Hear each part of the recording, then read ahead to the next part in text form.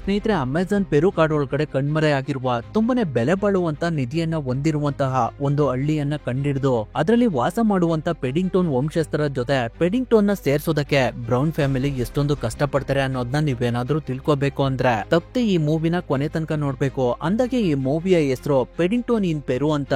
ಖಂಡಿತವಾಗ್ಲೂ ಈ ಮೂವಿ ತುಂಬಾನೇ live action animation adventure sentiment movie ಅಂತಾನೆ ಹೇಳ್ಬಹುದು. ಅದರಿಂದ ಜಾಸ್ತಿ ಟೈಮ್ ವೇಸ್ಟ್ ಮಾಡದೆ ಈ ಮೂವಿಯ ಸ್ಟೋರಿ ಕಡೆ ಹೋಗೋಣ.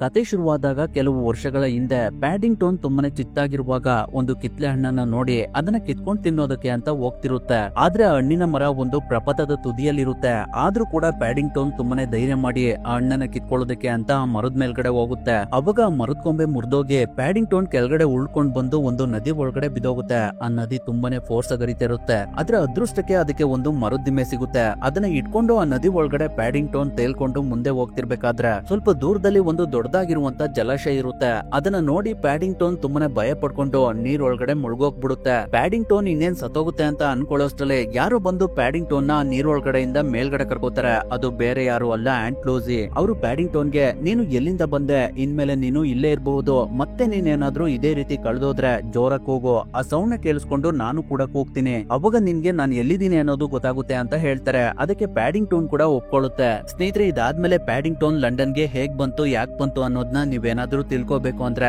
ಈ ಮೂವಿಯ ಪಾರ್ಟ್ ನ ನಾನು ಇವಾಗಲೇ ಎಕ್ಸ್ಪ್ಲೇನ್ ಮಾಡಿದ್ದೀನಿ. ಮೊದಲು ನೀವು ಅದನ್ನ ನೋಡಿ ಆಮೇಲೆ ಈ ಪಾರ್ಟ್ ನ ನೋಡಿದ್ರೆ ಈ ಪಾರ್ಟ್ ತುಂಬಾನೇ ಚೆನ್ನಾಗಿ ಅರ್ಥ ಆಗುತ್ತೆ. ಸ್ವಲ್ಪ ವರ್ಷಗಳ ನಂತರ ಪ್ಯಾಡಿಂಗ್ಟನ್ ವೀಸಾ ಪಾಸ್ಪೋರ್ಟ್ ಗೋಸ್ಕರ ಫೋಟೋ ಕೊಡೋದಕ್ಕೆ ಅಂತ ಬಂದಿರುತ್ತೆ. ಅದಾದ್ಮೇಲೆ ಸ್ವಲ್ಪ ದಿನಗಳಲ್ಲೇ ಅದರ ಪಾಸ್ಪೋರ್ಟ್ ಮನೆಗೇನೆ ಬಂದು ತಲುಪುತ್ತೆ. ಅದನ್ನ ನೋಡಿ ಪ್ಯಾಡಿಂಗ್ಟನ್ ಗೆ ತುಂಬಾನೇ ಖುಷಿ ಆಗುತ್ತೆ. ಅವಾಗ ಅಕ್ಕಪಕ್ಕದವರೆಲ್ಲ ಪ್ಯಾಡಿಂಗ್ಟನ್ ಗೆ ಒಂದು ಒಳ್ಳೆ ಬ್ರಾಂಡೆಡ್ ಛತ್ರಿನ ಗಿಫ್ಟ್ ಮಾಡ್ತಾರೆ. ಆ ಟೈಮ್ ನಲ್ಲಿ ಜೂಡಿ ಲಂಡನ್ ನ ಯೂನಿವರ್ಸಿಟಿ ನಲ್ಲಿ ಓದೋದಕ್ಕೆ ಅಂತ ಅಪ್ಲಿಕೇಶನ್ ಹಾಕಿರ್ತಾಳೆ. ಜನತನ ಅವನ ರೂಮ್ ನ ಬಿಟ್ಟು ಹೊರಗಡೆ ಬರೋದಕ್ಕೆ ಇಷ್ಟನೇ ಪಡೋದಿಲ್ಲ. ಅವನು ಒಂದು ಸೈಕಲ್ ನ ಕಂಡಿಡಿಬೇಕು ಅಂತ ಅನ್ಕೊಂಡಿರ್ತಾನೆ. ಇನ್ನ ಮಿಸಸ್ ಬ್ರೌನ್ ಯಾವಾಗ್ಲೂ ಪೇಂಟಿಂಗ್ ಮಾಡೋದ್ರಲ್ಲೇ ಬಿಸಿ ಆಗಿರ್ತಾರೆ. ಹಾಗೆ ಮಿಸ್ಟರ್ ಬ್ರೌನ್ ಒಂದು ಇನ್ಶೂರೆನ್ಸ್ ಕಂಪನಿನಲ್ಲಿ ಕೆಲಸ ಮಾಡ್ತಿರ್ತಾರೆ. ಆ ಕಂಪನಿಗೆ ಅವಾಗ ತಾನೇ ಒಬ್ರು ಹೊಸದಾಗಿ ಬಾಸ್ ಬಂದಿರ್ತಾರೆ. ಅವ್ರಿಗೆ ಮಿಸ್ಟರ್ ಬ್ರೌನ್ ಅವರ ಕಂಪನಿ ಬಗ್ಗೆ ಎಲ್ಲ ಎಕ್ಸ್ಪ್ಲೈನ್ ಮಾಡ್ತಿರ್ಬೇಕಾದ್ರೆ ಅವರು ಎಲ್ಲರಿಗೂ ನನ್ ಜೊತೆ ಕೆಲಸ ಮಾಡ್ಬೇಕು ಅಂದ್ರೆ ರಿಸ್ಕ್ ತೊಳೋದಕ್ಕೆ ರೆಡಿ ಇರ್ಬೇಕು. ಅದ್ರಲ್ಲೂ ಮಿಸ್ಟರ್ ಬ್ರೌನ್, ನೀವು ಚಿಕ್ಕ ಚಿಕ್ಕ ವಿಷಯಕ್ಕೇನೆ ತುಂಬಾನೇ ಭಯ ಪಡ್ತಿರಂತೆ. ಆ ರೀತಿ ನೀವೇನಾದ್ರೂ ಭಯ ಪಟ್ರೆ ನೀವು ನನ್ ಜೊತೆ ಕೆಲಸ ಮಾಡೋದಕ್ಕೆ ಆಗೋದಿಲ್ಲ ಅಂತ ಹೇಳಿ ಅವರು ಅಲ್ಲಿಂದ ಹೋಗ್ತಾರೆ. ಅದೇ ರೀತಿ ಮಿಸಸ್ ಬರ್ಡ್ ಕೆಲವು ವಸ್ತುಗಳನ್ನ ರೆಡಿ ಮಾಡೋದನ್ನ ಕಲಿತಾ ಇರ್ತಾರೆ.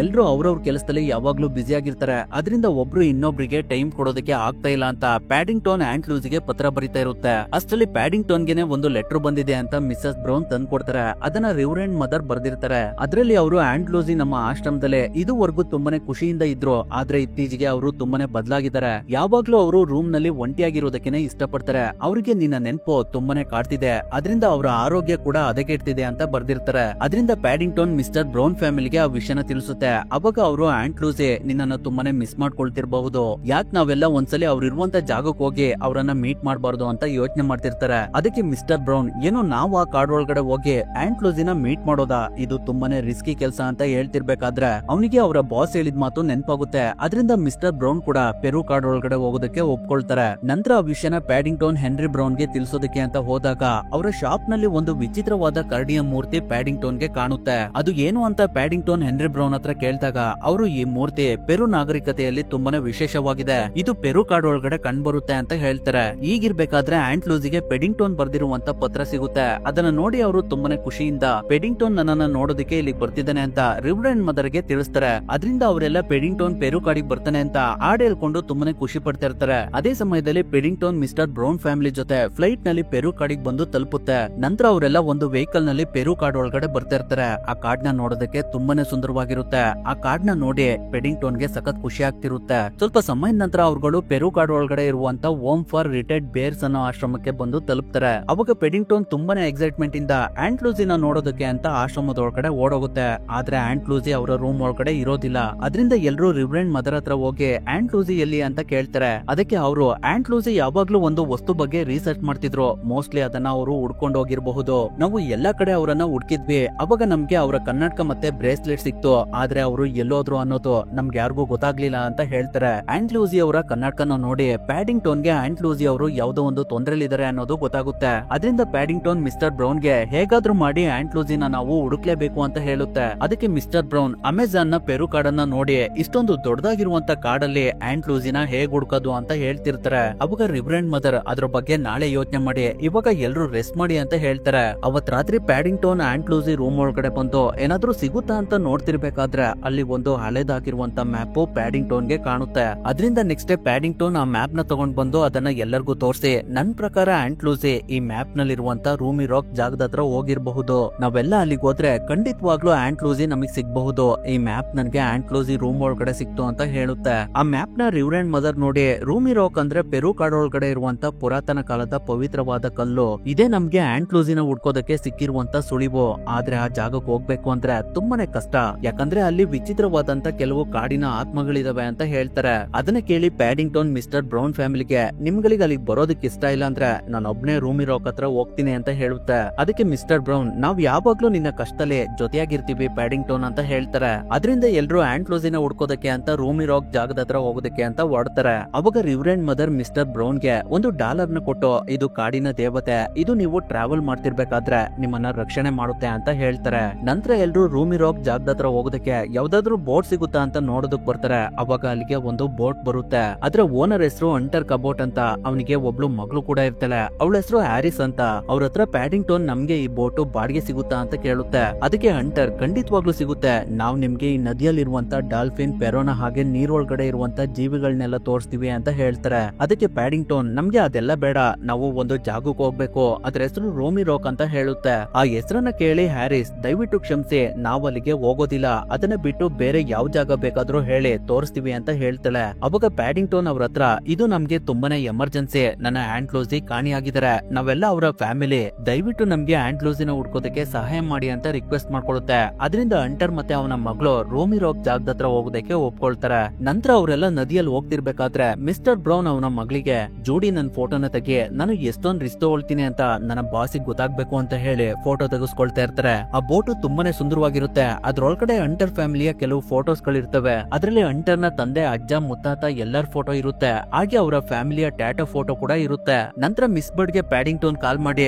ಆಂಟ್ ಲೂಸಿ ಬಗ್ಗೆ ಏನಾದ್ರೂ ಮಾಹಿತಿ ಸಿಕ್ತಾ ಅಂತ ಕೇಳ್ತಿರುತ್ತೆ. ಆದ್ರೆ ಪ್ಯಾಡಿಂಗ್ಟನ್ ಏನ್ ಮಾತಾಡ್ತಾ ಇದೆ ಅನ್ನೋದು ಮಿಸ್ ಬರ್ಡ್ಗೆ ಸರಿಯಾಗಿ ಕೇಳಿಸ್ತಾ ಇರೋದಿಲ್ಲ.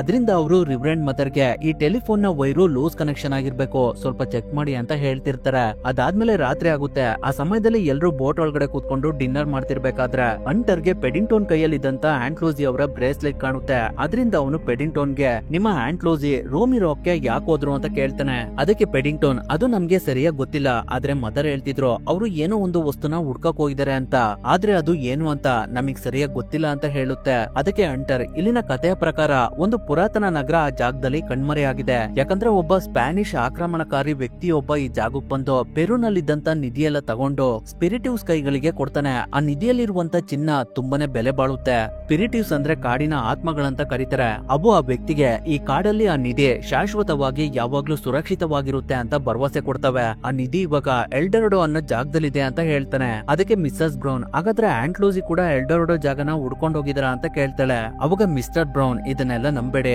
ಇದು ಬರೀ ಕತೆ ಅಷ್ಟೇ, ಓದೋದಕ್ ಮಾತ್ರ ಚೆನ್ನಾಗಿರುತ್ತೆ. ಒಂದ್ ವೇಳೆ ಎಲ್ಡರಡೋ ಜಾಗ ಇದ್ದಿದ್ರೆ ಇನ್ನು ಯಾಕೆ ನೀವು ಆ ಜಾಗಕ್ಕೆ ಹೋಗಿ ಆ ನಿಧಿನ ಕಂಡಿಡ್ದಿಲ್ಲ ಅಂತ ಕೇಳ್ತಾನೆ. ಅದಕ್ಕೆ ಹಂಟರ್, ಯಾಕಂದ್ರೆ ಈ ಕಾಡಿನ ಆತ್ಮಗಳು ಆ ಮೌಲ್ಯವಾದ ಚಿನ್ನ ಇರುವಂತ ಜಾಗನ ಮರೆಮಾಚಿದವೆ. ಆ ಜಾಗ ಎಲ್ಲಿದೆ ಅಂತ ತಿಳ್ಕೊಬೇಕು ಅಂದ್ರೆ ಬರೀ ಒಂದೇ ಒಂದು ಕ್ಲೂ ಇದೆ ಅಂತ ಈ ಪುಸ್ತಕದಲ್ಲಿ ಬರ್ದಿದೆ. ಅದೇನಂದ್ರೆ ಪ್ಯಾಡಿಂಗ್ಟನ್ ಕೈಯಲ್ಲಿರುವಂತ ಈ ಬ್ರಾಸ್ಲೆಟ್, ಇದೇ ಎಲ್ಡೆರಡೋ ಜಾಗದ ಕೀ. ನನ್ಗೆ ಸ್ವಲ್ಪ ಟೈಮ್ ಕೊಟ್ರೆ ಇದ್ರ ಬಗ್ಗೆ ಇನ್ನೂ ಸ್ವಲ್ಪ ಮಾಹಿತಿ ತಿಳ್ಕೊತೀನಿ ಅಂತ ಹೇಳ್ತಾನೆ. ಅದಕ್ಕೆ ಪ್ಯಾಡಿಂಗ್ಟನ್ ಕೂಡ ಒಪ್ಕೊಳ್ಳುತ್ತೆ. ನಂತರ ಎಲ್ರು ಮಲಗಿದ್ಮೇಲೆ ಹಂಟರ್ ಆ ಬ್ರಾಸ್ಲೆಟ್ ಬಗ್ಗೆ ರಿಸರ್ಚ್ ಮಾಡ್ತಿರ್ಬೇಕಾದ್ರೆ ಅಲ್ಲಿಗೆ ಅವನ ಮಗಳಾದ ಹ್ಯಾರಿಸ್ ಬಂದು, ನೀವು ನನಗೆ ಪ್ರಾಮಿಸ್ ಮಾಡಿದ್ರೆ ಆ ಚಿನ್ನ ಹುಡ್ಕೋ ಪ್ರಯತ್ನನ ಇನ್ಮೇಲೆ ಯಾವತ್ತೂ ಮಾಡೋದಿಲ್ಲ ಅಂತ, ಆದ್ರೆ ಇವಾಗ ನೀವು ಏನ್ ಮಾಡ್ತಿದ್ದೀರಾ ಅಂತ ಕೇಳ್ತಾಳೆ. ಅದಕ್ಕೆ ಹಂಟರ್, ನಮ್ಗೆ ಆ ನಿಧಿ ಸಿಕ್ಕ್ರೆ ಲೈಫ್ ನಲ್ಲಿ ಒಳ್ಳೆ ರೀತಿಯಲ್ಲಿ ಸೆಟ್ಲ್ ಆಗಬಹುದು, ಒಳ್ಳೆ ಕಾರು ಬಂಗ್ಲೆಗಳನ್ನೆಲ್ಲ ತಗೋಬಹುದು, ನೀನು ರಾಣಿ ತರ ಇರಬಹುದು ಅಂತ ಹೇಳ್ತಾನೆ. ಆದ್ರೆ ಅದಕ್ಕೆ ಹ್ಯಾರಿಸ್ ಒಪ್ಪೋದಿಲ್ಲ. ಇವಾಗ್ಲೇ ಈ ಬೋಟ್ ನ ವಾಪಸ್ ತಿರುಗಿಸಿ ಅಂತ ಹೇಳ್ತಾಳೆ. ಅವಾಗ ಹಂಟರ್ ಸ್ವಲ್ಪ ಹೊತ್ತು ಯೋಚನೆ ಮಾಡಿ ಆಯ್ತು ಅಂತ ಒಪ್ಕೊಂಡು ಹ್ಯಾರಿಸ್ಗೆ ಈ ಬೋಟ್ ನ ಕಟ್ಟಿರುವಂತ ಹಗ್ಗನ ಬಿಚ್ಚು, ನಾನು ಈ ಬೋಟ್ ನ ವಾಪಸ್ ತಿರುಗಿಸ್ತೀನಿ ಅಂತ ಹೇಳ್ತಾನೆ. ಅದರಿಂದ ಹ್ಯಾರಿಸ್ ಆ ಬೋಟ್ ಇಂದ ಕೆಳಗಡೆ ಬಂದು ಆ ಬೋಟಿಗೆ ಕಟ್ಟಿರುವಂತ ಹಗ್ಗನ ಬಿತ್ತಿರ್ಬೇಕಾದ್ರೆ ಆ ಹಗ್ಗನ ಹಂಟರ್ ಹಂಟರ್ ಅರ್ಧಕ್ಕೆನೆ ಕಟ್ ಮಾಡಿ, ನಾನು ಆ ನಿಧಿನ ತಂದೆ ತರ್ತೀನಿ, ನಾಳೆ ಸಂಜೆ ಒಳಗಡೆ ಬಂದು ನಿನ್ನ ವಾಪಸ್ ಮೀಟ್ ಮಾಡ್ತೀನಿ ಅಂತ ಹೇಳಿ ಹ್ಯಾರಿಸ್ ನ ಅಲ್ಲೇ ಬಿಟ್ಟು ಹೋಗ್ತಾನೆ. ನಂತರ ಅವ್ರುಗಳು ಸ್ವಲ್ಪ ದೂರ ಬಂದ್ಮೇಲೆ ಹಂಟರ್ ನ ಪೂರ್ವಜರು ಹಂಟರ್ ಹತ್ರ ಬಂದು, ನೀನು ಹ್ಯಾರಿಸ್ ನ ಇಲ್ಲೇ ಬಿಟ್ಟಿದ್ದು ಒಳ್ಳೇದಾಯ್ತು ಅಂತ ಹೇಳ್ತಿರ್ಬೇಕಾದ್ರೆ ಗಾಳಿಗೆ ಬೋಟಿಗೆ ಕಟ್ಟಿದ್ದಂತ ಬೂಮ್ ಬಂದು ಹಂಟರ್ ಗೆ ಹೊಡೆಯುತ್ತೆ. ಅದರಿಂದ ಅವನು ಬೋಟ್ ಇಂದ ಕೆಳಗಡೆ ಬಿದ್ದೋಗ್ತಾನೆ. ನೆಕ್ಸ್ಟ್ ಡೇ ಎಲ್ರು ಎದ್ದು ಹಂಟರ್ ಗೆ ಕಾಫಿ ಏನಾದ್ರು ಸಿಗುತ್ತಾ ಅಂತ ಕೇಳ್ತಿರ್ತಾರೆ. ಅವಾಗ ಪೆಡಿಂಗ್ಟನ್ ಗೆ ಆ ಬೋಟ್ ನ ಸ್ಟೈರಿಂಗ್ ನ ಯಾರು ಕಂಟ್ರೋಲ್ ಮಾಡ್ತಿಲ್ಲ ಅನ್ನೋದು ಗೊತ್ತಾಗುತ್ತೆ. ಅದರಿಂದ ಅದು ಹಂಟರ್ ನ ಕೂಗುತ್ತೆ, ಆದ್ರೆ ಅದಕ್ಕೆ ಯಾರು ರೆಸ್ಪಾನ್ಸ್ ಮಾಡೋದಿಲ್ಲ. ಅವಾಗ ಬೋಟ್ ನಲ್ಲಿ ಇದ್ದಂತ ಮೈಕ್ ಇಂದ ಹಂಟರ್ ನ ಕರೆಯೋಣ ಅಂತ ಡಿಸೈಡ್ ಮಾಡಿ ಆ ಮೈಕ್ ನ ಇಟ್ಕೊಳ್ಳೋಣ ಅಂತ ಸ್ಟೈರಿಂಗ್ ಮೇಲ್ಗಡೆ ಹತ್ತುತ್ತೆ. ಅವಾಗ ಆ ಸ್ಟೈರಿಂಗ್ ಟರ್ನ್ ಆಗಿ ಆ ಬೋಟು ನೀರು ಜಾಸ್ತಿ ಹರಿತಿಲ್ದಿರೋ ಕಡೆ ಹೋಗ್ತಿರುತ್ತೆ. ಆ ಸಮಯದಲ್ಲಿ ಆ ಬೋಟು ಪಕ್ಕದಲ್ಲಿದ್ದಂತ ಕಲ್ಗಳಿಗೆ ಡ್ಯಾಶ್ ಹೊಡೆದು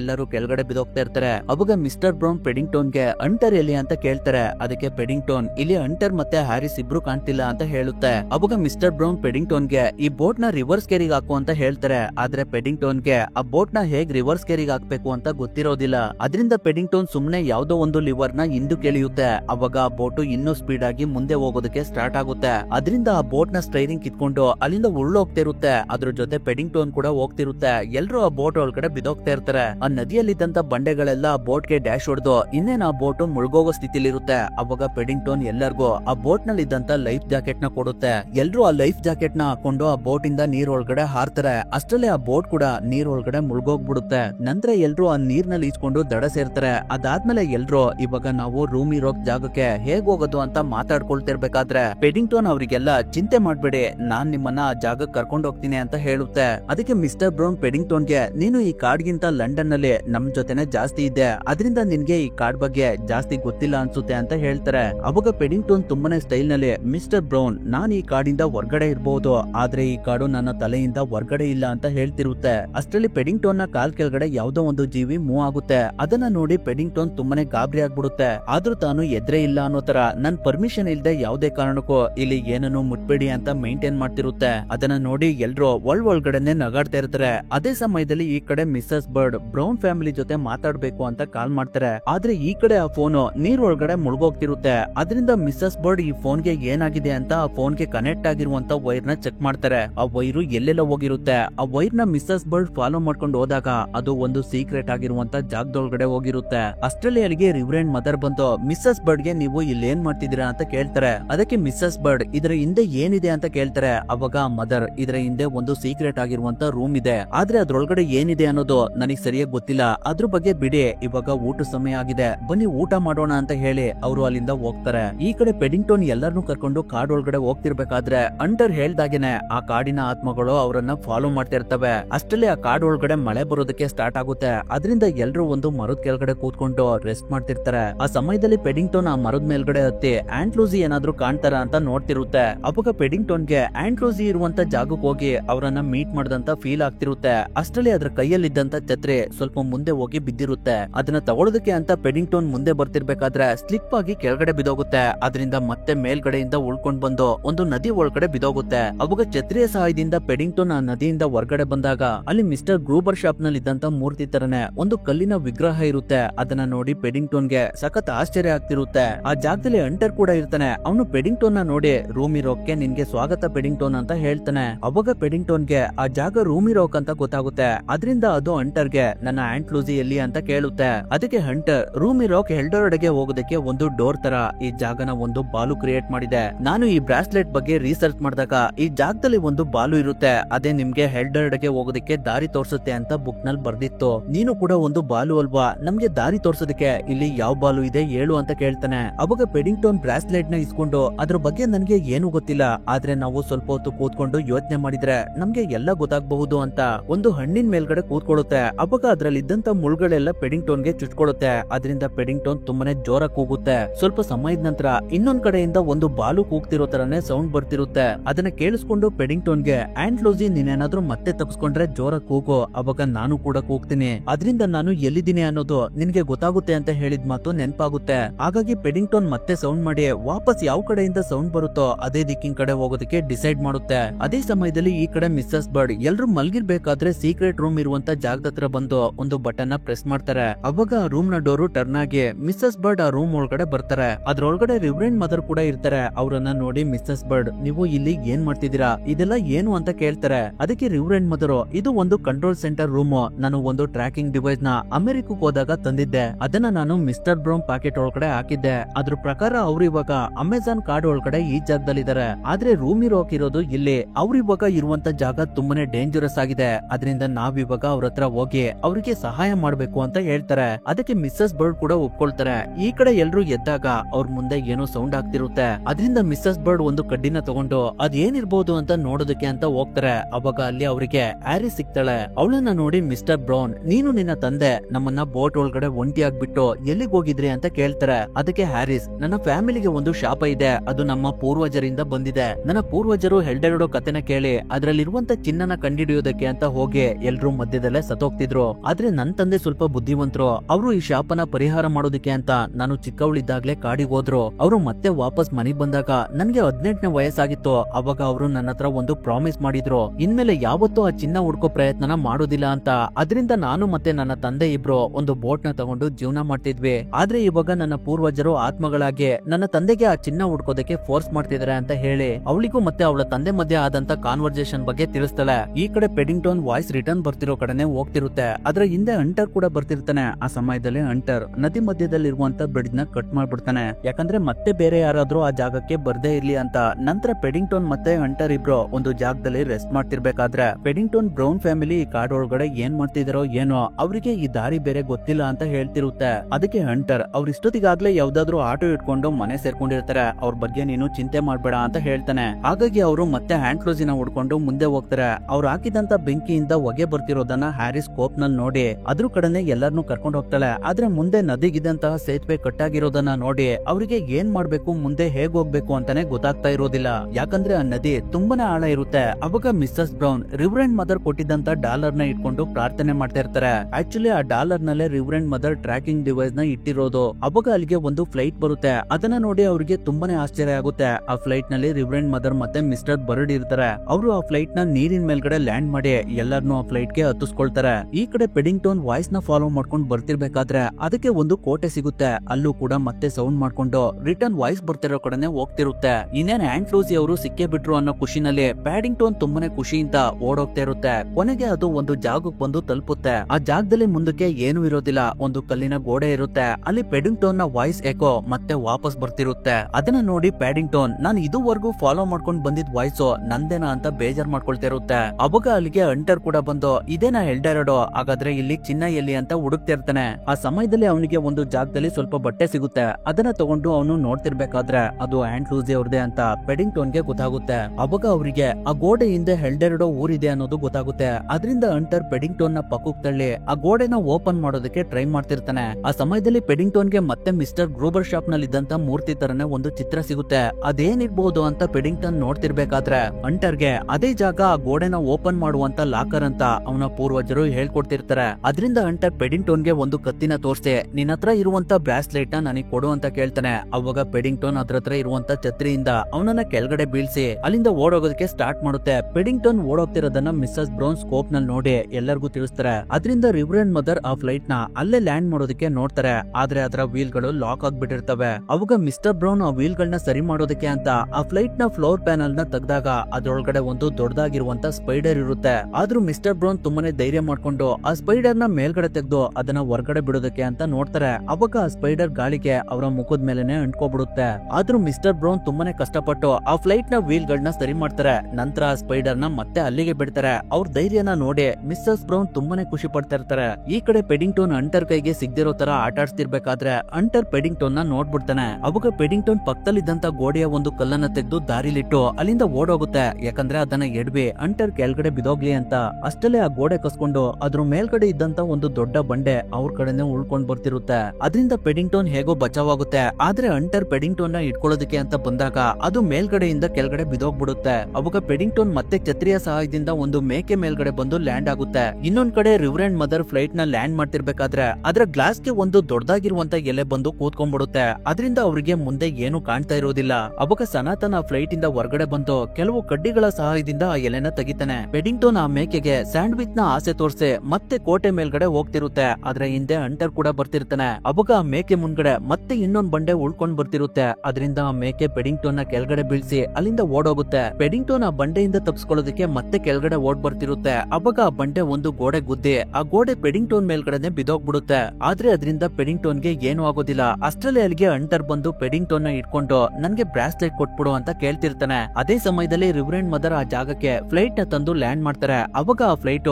ಅಲ್ಲಿದ್ದಂತ ಕೆಲವು ಮರದ ಬೇರ್ಗಳ ಸಹಾಯದಿಂದ ಸ್ಟಾಪ್ ಆಗುತ್ತೆ. ಆ ಫೋರ್ಸ್ ಗೆ ಪೆಡಿಂಗ್ಟೋನ್ ಇನ್ನೇನ್ ಕೆಳಗಡೆ ಬಿದೋಗ್ಬೇಕು, ಅಷ್ಟರಲ್ಲಿ ಅದರ ಅದೃಷ್ಟಕ್ಕೆ ಬಚಾವಾಗ್ಬಿಡುತ್ತೆ. ಈ ಕಡೆ ಬ್ರೌನ್ ಫ್ಯಾಮಿಲಿ ಎಲ್ಲ ಫ್ಲೈಟ್ ನಿಂದ ಇಳಿದು ಕೆಳಗಡೆ ಬರ್ತಿರ್ಬೇಕಾದ್ರೆ ಆರಿಸ್ ರಿವರೆಂಡ್ ಮದರ್ ನ ಕೈನಲ್ಲಿ ಅವರ ವಂಶದ ಟ್ಯಾಟೂ ಇರೋದನ್ನ ನೋಡ್ಬಿಡ್ತಾಳೆ. ಅದು ಆ ಮದರ್ಗೂ ಕೂಡ ಗೊತ್ತಾಗುತ್ತೆ. ಈ ಕಡೆ ಮಿಸ್ಟರ್ ಬ್ರೌನ್ ಫ್ಯಾಮಿಲಿ ಎಲ್ಲ ಪೆಡಿಂಗ್ಟೋನ್ ನ ನೋಡಿ ತುಂಬಾನೇ ಖುಷಿ ಪಡ್ತಾ ಇರ್ತಾರೆ. ಅವರನ್ನ ನೋಡಿ ಪೆಡಿಂಗ್ಟೋನ್ ಕೂಡ ಖುಷಿ ಪಡ್ತಿರುತ್ತೆ. ನಂತರ ಪೆಡಿಂಗ್ಟೋನ್ ಎಲ್ಲರಿಗೂ ನನ್ನ ಹ್ಯಾಂಡ್ ಕ್ಲೋಸಿ ಈ ಗೋಡೆ ಹಿಂದೆ ಇದಾರೆ ಅಂತ ಹೇಳ್ತಿರ್ಬೇಕಾದ್ರೆ ಅಲ್ಲಿಗೆ ರಿವರೆಂಡ್ ಮದರ್ ಬಂದು ಅವ್ರು ಹಾಕೊಂಡಿರುವಂತ ವೇಷನ ತೆಗೆದು ಚಿನ್ನ ಹುಡುಕುವಂತ ದಾರಿನ ನನ್ಗೆ ಸುಲಭ ಮಾಡಿದಕ್ಕೆ ನಿಮ್ಗೆಲ್ಲ ಧನ್ಯವಾದ ಅಂತ ಹೇಳಿ ಅವ್ರಗಳ ಕಡೆ ಒಂದು ಗನ್ನ ಹೇಮ್ ಮಾಡ್ತಾರೆ. ಅವಾಗ ಅವರನ್ನ ಅಂಟರ್ ನೋಡಿ, ಕ್ಲಾರಿಸ್ ನೀನ್ ನನ್ನ ಕಸಿನ್ ಅಲ್ವಾ, ನೀನ್ ಇನ್ನೂ ಸತ್ತಿಲ್ವಾ ಅಂತ ಕೇಳ್ತಾನೆ. ಅದಕ್ಕೆ ಕ್ಲಾರಿಸ್, ನಾನು ನಿಧಿನ ಹುಡ್ಕೋದಕ್ಕೆ ಅಂತ ಹೋದಾಗ ಅಲ್ಲಿ ನನ್ಗೆ ಒಂದು ಬಾಲುನ ಸಹಾಯ ಬೇಕು ಅಂತ ಗೊತ್ತಾಯ್ತು. ಅದರಿಂದ ನಾನು ರಿಟೈರ್ಡ್ ಬೇರ್ಸ್ ಆಶ್ರಮಕ್ಕೆ ಹೋಗಿ ಸೇರ್ಕೊಂಡೆ. ಅವಾಗ ನಾನು ಆಂಟ್ಲೂಸಿ ಅವ್ರ ಹತ್ರ ಒಂದು ಬ್ರೇಸ್ಲೆಟ್ ನ ನೋಡ್ದೆ. ಅವಾಗ ನನ್ಗೆ ಗೊತ್ತಾಯ್ತು ಅವರ ಸಹಾಯದಿಂದನೇ ನಾನು ಎಲ್ಡೆರಡೋ ಜಾಗಕ್ಕೆ ಹೋಗಬಹುದು ಅಂತ. ಅದರಿಂದ ನಾನೇ ಅವರನ್ನ ನದಿನಲ್ಲಿ ಬಿಟ್ಟು ಅವರ ಕನ್ನಡಕನ ತಂದು ನಿಮಗ್ ತೋರಿಸ್ದೆ. ಹಾಗೆ ರೂಮ್ ಇರೋ ಮ್ಯಾಪ್ ನ ಅವರ ಫೋಟೋ ಇಂದ ಇಟ್ಟು ಅದು ನಿಮ್ಗೆ ಸಿಗೋ ತರ ಮಾಡ್ದೆ. ಅದಕ್ಕೆ ಒಂದು ಒಳ್ಳೆ ಕಥೆನ ರೆಡಿ ಮಾಡಿ ನೀವೆಲ್ಲ ಇಲ್ಲಿಗೆ ಬರೋ ತರ ಮಾಡ್ದೆ ಅಂತ ಹೇಳಿ ನನ್ಗೆ ನಿಮ್ ಹತ್ರ ಇರುವಂತ ಬ್ರಾಸ್ಲೆಟ್ ನ ಕೊಡಿ, ಇಲ್ಲಾಂದ್ರೆ ನಿಮ್ಗೆಲ್ಲ ಶೂಟ್ ಮಾಡ್ಬಿಡ್ತೀನಿ ಅಂತ ಹೇಳ್ತಾರೆ. ಆದ್ರೆ ಆ ಬ್ರಾಸ್ಲೆಟ್ ಅಂಟರ್ ಕೈನಲ್ಲಿ ಇರುತ್ತೆ. ಅದರಿಂದ ಅವರು ಅಂಟರ್ ಮಗಳನ್ನ ಮುಂದೆ ಹೇಳ್ತು, ನೀವು ಆ ಬ್ರಾಸ್ಲೆಟ್ ನ ಕೊಡ್ಲಿಲ್ಲ ಅಂದ್ರೆ ನಿಮ್ ಮಗಳನ್ನ ಶೂಟ್ ಮಾಡ್ತೀನಿ ಅಂತ ಹೇಳ್ತಾರೆ. ಅವಾಗ ಅಂಟರ್ಗೆ ಅವನ ಪೂರ್ವಜರು ನಿನ್ನ ಮಗಳಿಗಿಂತ ನಿನ್ಗೆ ಚಿನ್ನನೆ ಮುಖ್ಯ ಅಂತ ಹೇಳ್ಕೊಡ್ತಿರ್ತಾರೆ. ಆದ್ರೂ ಕೂಡ ಅಂಟರ್ ಈ ಸಲ ಸ್ವಂತ ನಿರ್ಧಾರನ ತಗೊಂಡು ಅವನ್ ಪಕ್ಕದಲ್ಲಿ ಬಿದ್ದಿದ್ದಂತ ಮರದ ಬೇರ್ನ ಹೇಳಿತಾನೆ. ಅವಾಗ ಅದು ಟಚ್ ಆಗಿದ್ದಂತ ಒಂದು ಮರದ ಕೊಂಬೆ ಬಂದು ಕ್ಲಾರಿಸ್ ತಲೆಗೆ ಒಡೆಯುತ್ತೆ. ಅದರಿಂದ ಅವಳು ಪ್ರಜ್ಞೆ ತಪ್ಪಿ ಕೆಳಗಡೆ ಬಿದ್ದೋಗ್ತಾಳೆ. ನಂತರ ಅವನು ಪೆಡಿಂಗ್ಟೋನ್ಗೆ ನನ್ಗೆ ಇನ್ ಮುಂದೆ ಯಾವ್ದೇ ನಿಧಿ ಬೇಕಾಗಿಲ್ಲ, ಯಾಕಂದ್ರೆ ಇನ್ ಮುಂದೆ ನನ್ ಮಗಳನ್ನೇ ನನ್ಗೆ ನಿಧಿ ಅಂತ ಹೇಳಿ ಅವನ ಹತ್ರ ಇದ್ದಂತಹ ಬ್ರಾಸ್ಲೆಟ್ ನ ಪೆಡಿಂಗ್ಟೋನ್ ಕೈಗೆ ಕೊಡ್ತಾನೆ. ನಂತರ ಪೆಡಿಂಗ್ಟೋನ್ ಬ್ರಾಸ್ಲೆಟ್ ನಲ್ಲಿ ಇದ್ದಂತ ಡಾಲರ್ ನ ತೆಗೆದು ಬಾಲು ಚಿತ್ರ ಇರುವಂತ ಕಲ್ಲೊಳಗಡೆ ಹಾಕುತ್ತೆ. ಅವಾಗ ಆ ಗೋಡೆ ಮಧ್ಯಕ್ಕೇನೆ ಓಪನ್ ಆಗಿ ಒಂದು ಪೋರ್ಟಲ್ ತರ ಕ್ರಿಯೇಟ್ ಆಗುತ್ತೆ. ಅವಾಗ ಅಲ್ಲಿಗೆ ಆ ಕಾಡಿನ ಆತ್ಮಗಳು ಬಂದು